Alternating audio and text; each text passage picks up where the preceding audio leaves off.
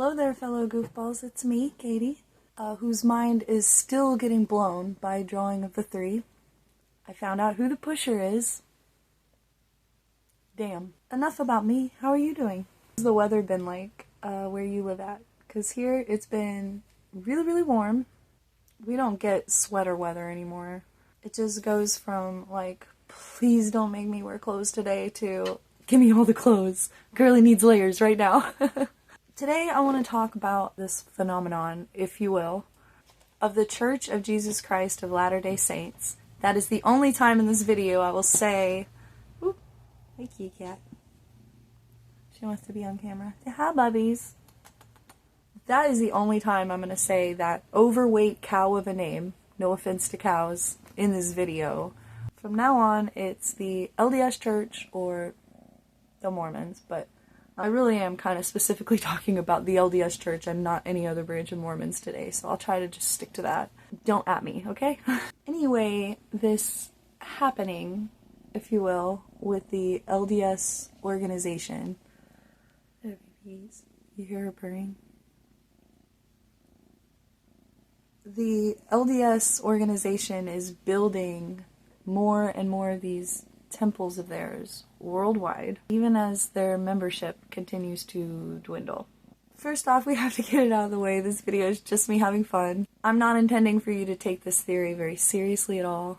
As I said in my last video, I think, about the Mormons, my son and I have had this running joke for a hot minute, so I definitely see it as a joke. But I still found it funny that I keep stumbling across things that kind of hint that it could be more true than I initially thought it was. I find this stuff really funny and entertaining, and so I thought you might too. So that's why we're here today. Even though this particular religion is losing more members than it's gaining worldwide, Russell Marion Nelson, Marion? Tell you, I didn't know that was a man's name.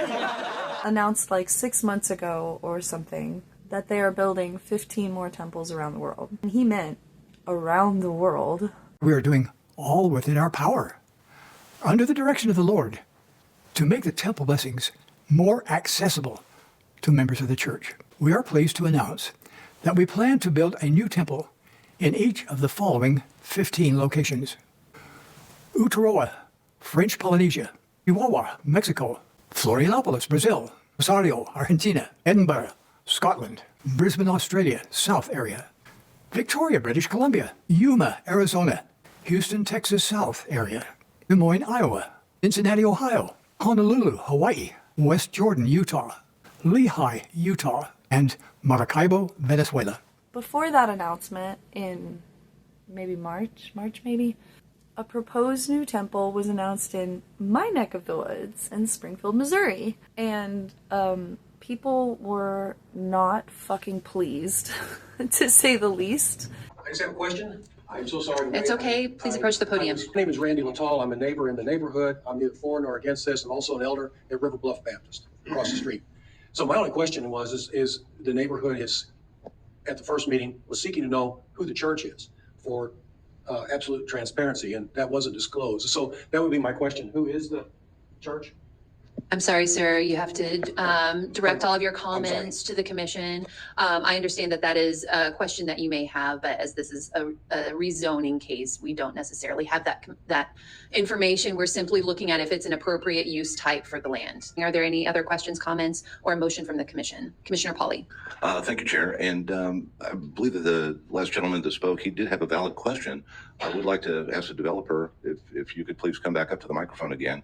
And could you, in the spirit of transparency, answer his question regarding who this particular church might be? I noticed that was a question that came up several times with the information that was sent to us within our packet. To be completely honest and not to be rude in any way, I can't answer that.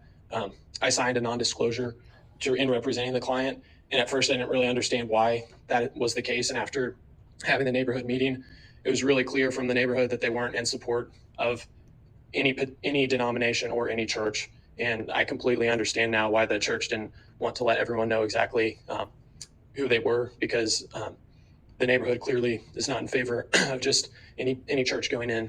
Now, it it would be really easy to say that the church is building these temples around the world because of how important the temple is in their particular belief system, and which makes sense. We are doing all within our power, under the direction of the Lord, to make the temple blessings more accessible to members of the church. There are kind of two levels to the Mormon church. There's kind of like the esoteric part and then the exoteric part. So like, you know, the local chapels and stuff are pretty open to anyone. I think anyone can just walk into them. They don't care if you come to their services and stuff. They want you there. Whereas the temple, you have to be already a confirmed member and get something called a temple recommend in order to even go inside of those temples. Once they're dedicated and closed up for good, nobody goes inside unless they have this temple recommend from their bishop or whatever. And so for people who are very serious about being a Latter-day Saint, it matters to them that they get that temple recommend and they go to the temple so that they can perform and be a part of ordinances that are supposed to strengthen their faith and like ensure their place in the afterlife. So if you live, like for instance in Springfield right now, if you're a Mormon in Springfield and you'd get a temple recommend, you're going to have to travel really far to get to the nearest temple. I think I heard somewhere about one in Bentonville maybe, so that's really far away though. That might be the closest, and then unless Kansas City is about 2 hours away, an hour and a half, 2 hours away from Springfield. St. Louis is even longer, even farther, so that's a long ways to go, and I could see why they would want one up close, right? That makes sense. But is that the only reason? Is that the real reason? Just look at these things.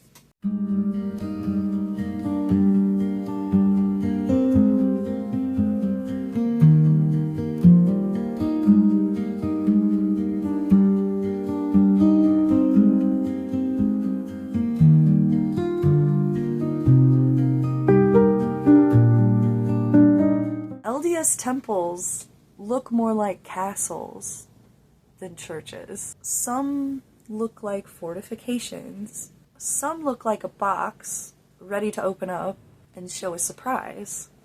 And the surprise is not a friendly jack-in-the-box, but is instead a gigantic and terrifying transformer.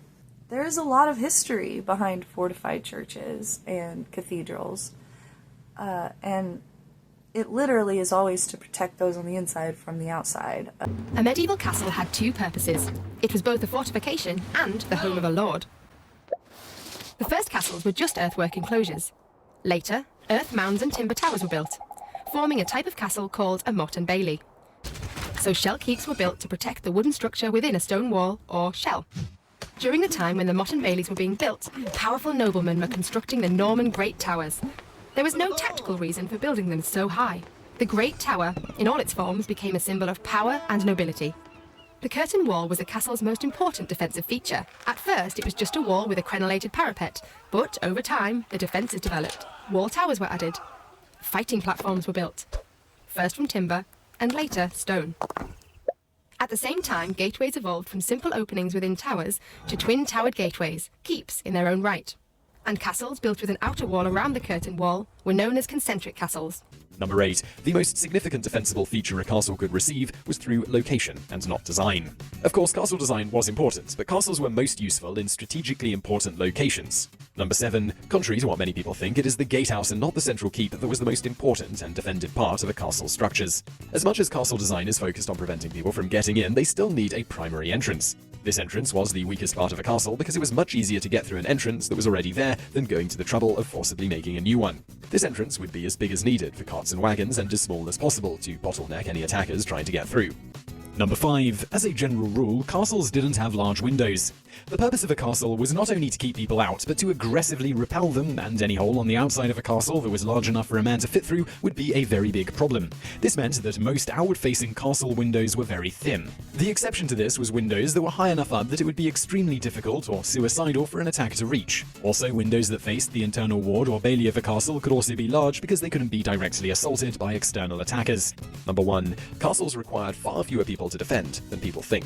An example of this is Harlech Castle standard garrison, which was comprised of only 36 men. Considering that the castle would get besieged by armies numbering in the hundreds to thousands, 36 is a big contrast.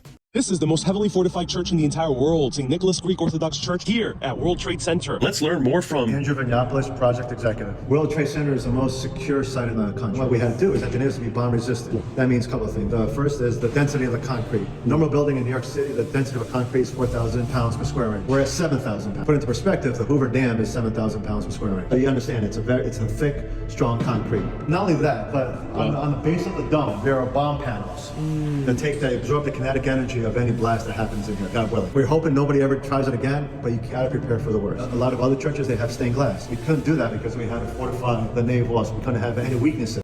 As a Mormon, I didn't think that anybody else belonged here. All of the non-members, all the people that didn't go to the Mormon church, eventually they were going to be wiped off the face of the planet when the Lord came in the great inferno. And then the only people who were going to be left were the righteous members of the church, those who had been baptized Mormon, those who were obeying God. Everybody else. Interestingly, the Mormon church started just about 50 years after America started. So for Joseph Smith to teach that America belonged to and was made by and was created for the Church of Jesus Christ of Latter-day Saints, in those days, it hit different than it does today. So why is the Church of Jesus Christ of Latter-day Saints buying up all of the land in America? Because they own America. God made America for them. Why are they putting temples in all of these places when the membership of the church is declining and they don't need temples? Because the Mount of the Lord is going to be the fortress from which they will launch their attacks against the non-believers, the Gentiles, and the apostates as Armageddon approaches. Those $64 million temples on average, by the way, have something like 15-foot thick marble wall. They are earthquake-proof. They are bomb-proof. The Mormon church has carefully positioned forts all throughout North America. And we're just a couple moves on the chessboard away from them infiltrating our nation. So if the LDS Church is building this monstrous network of fortified castles / churches around the world, it can only be for one reason. War. Do they know something we don't know? I hope you liked this video. Maybe now the joke and the question can sit like a splinter in your mind too, slowly driving you to madness and making you hit the subscribe button and hit the notification bell and leave an offering for the algorithm gods in the comments down below. And then we will all get Chulel. Yeah, so that's it. I'll see you guys next time. Don't join a cult. Bye. Repeating 3 times the words, don't go there. Hear the words of my mouth.